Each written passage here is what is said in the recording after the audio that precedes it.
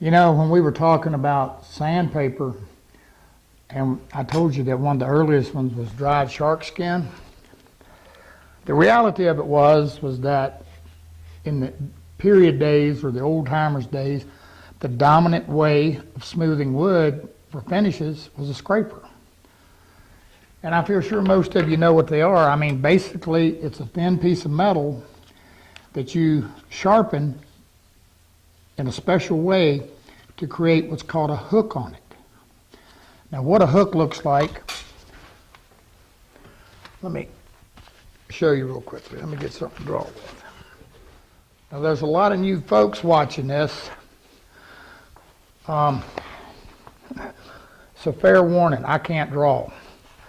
But what a hook looks like, kinda, is we take the scraper and we create this little hook on it. That's your cutting edge. Now the way we do that is we actually burnish it, meaning we take a flat surface on the edge and we take a piece of metal and we rub it and we roll it over. Okay, here's the deal. How do you sharpen the thing? Well, you know, you can go out here and there's millions, well maybe not millions, but there's a lot of different people and they sharpen them. Everybody sharpens them a different way. Yeah. My way, I'll just show it to you. What I do is I take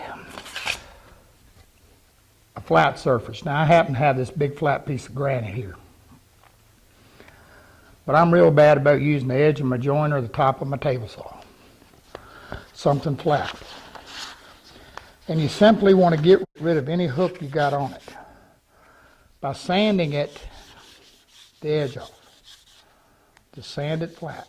Now in this case, I'm using a piece of 600.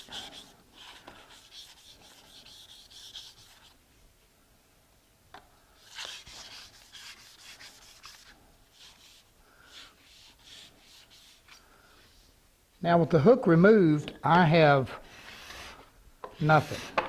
I'm getting zilch. Then I take a piece of wood that's square. Because we have to create a 90-degree flat on the edge. And all I do is stand it up and holding it, I sand it.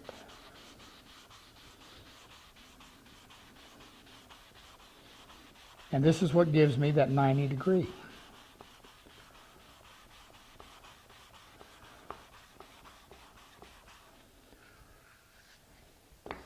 And I can, now here's a trick. Take you a little bit of take a magic marker and draw down the edge and then look and make sure when you sand it, you've got all the magic marker off. That's going to tell you that you've got a flat surface. Now I'm going to get to a vise and show you how to sharpen it. Okay. It's been my experience, and with guys coming through the classes and everything, one of the biggest issues is they over burnish. I take my burnisher and I run it flat. And I can feel it smooth. Then I just kind of start a slight angle, 5-10 degrees. And it's a couple light passes.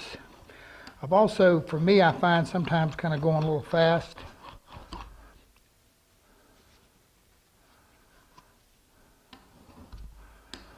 Then I check for my cut.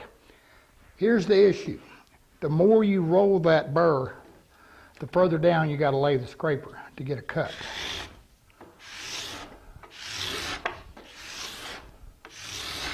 Now you see how much I scraped it? How much I burnished it? Very little. And I'm coming in like glass.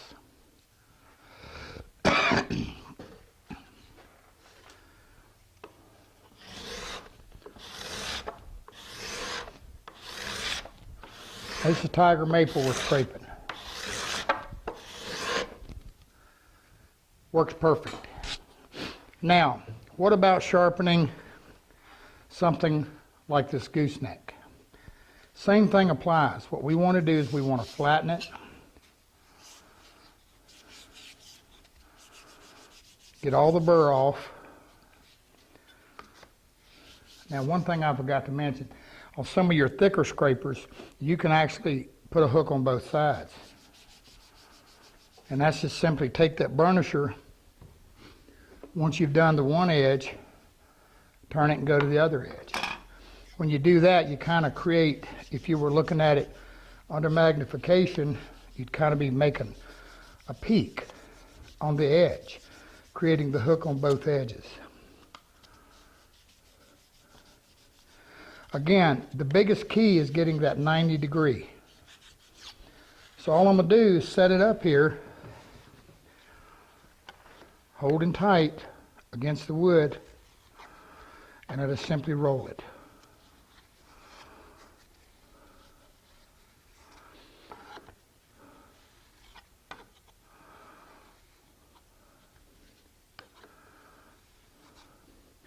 Now, if you're trying to do the inside, that's a little more difficult. That's where you want to take a fine file and just simply hold it at 90 degrees and dress it. Again, to get that 90 degree.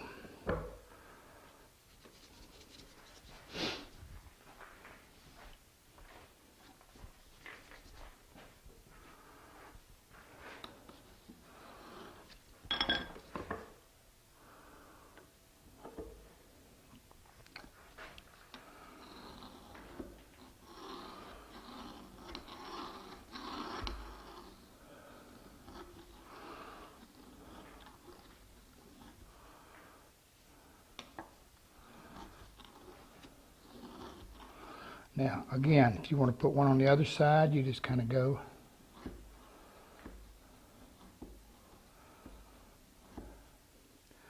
The metal in scrapers is made softer than a chisel or something so that they're malleable.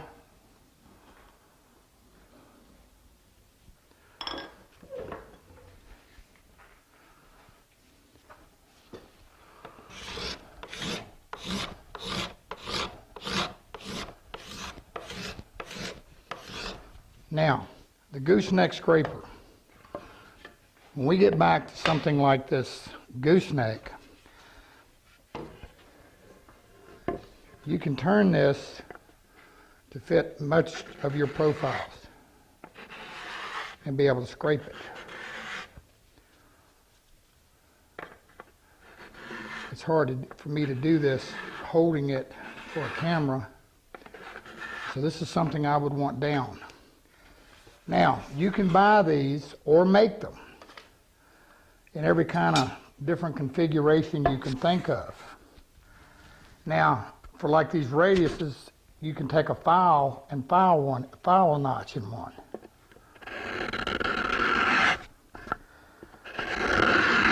Anything pretty much to make a scraper. I know guys that use broken glass. You know, you can take something, and you'll see us using this. Here's a razor blade.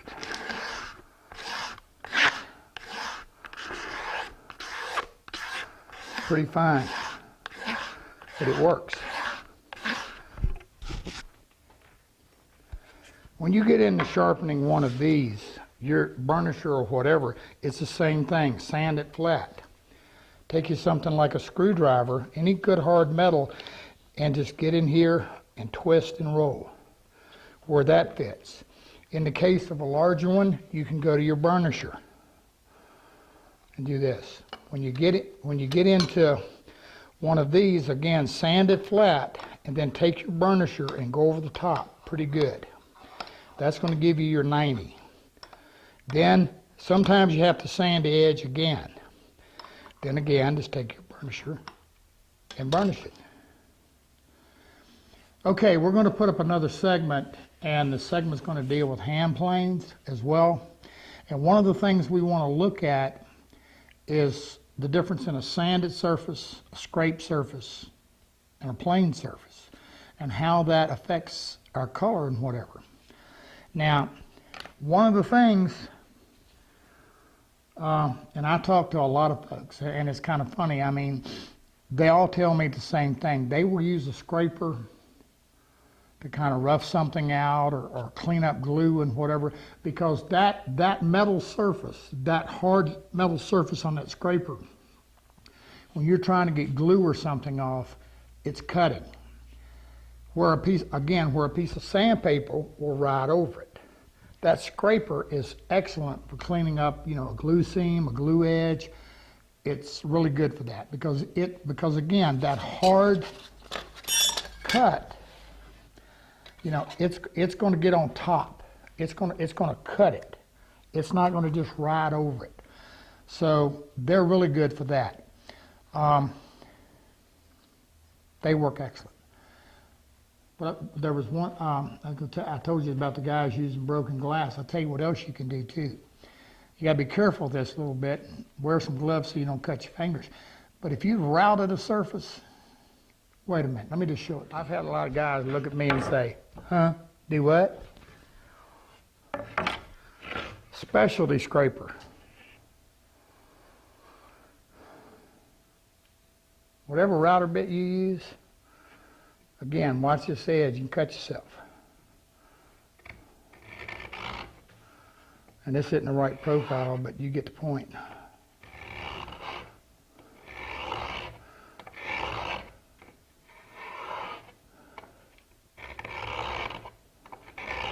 Again, I've got the wrong profile here, but you can use the edge of the router bit a little bit as a scraper.